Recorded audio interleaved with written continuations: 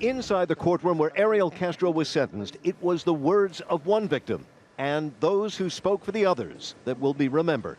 Michelle Knight was the only victim to appear in person, bringing the proceedings to an emotional halt. She had suffered the most and the longest in captivity from Castro, which is why her words meant so much. You took 11 years of my life away, and I have got it back. I spent 11 years in hell. Now your hell is just beginning. Small in stature, her strength seemed to fill the entire courtroom. Knight said fellow captive Gina DeJesus was her teammate, the only good to come from so much horror. A horror she put in her own words. I cried every night. I was so alone. I worried about what would happen to me and the other girls every day. Speaking on behalf of Gina DeJesus was her cousin, Sylvia Colon, telling the court today marked the end of a dark chapter of suffering and the start of a new life.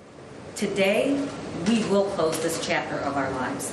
Colon also spoke to Castro's family, who has known the DeJesus family for decades, saying it is Ariel they blame. To the Castro family, we are saddened that you are burdened with this horror and will unfortunately forever be tied to these atrocities. Please know that we do not hold you accountable.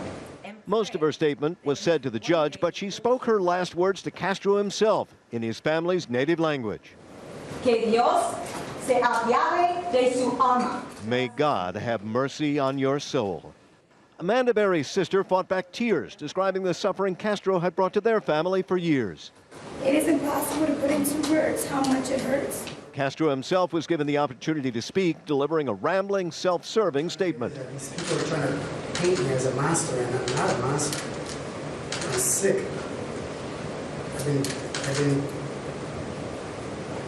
My sexual problem has been so bad on my mind that I'm impulsive. And at one jaw-dropping point, he said life in his prison home was actually a family. I just hope they can find it in their hearts to forgive me.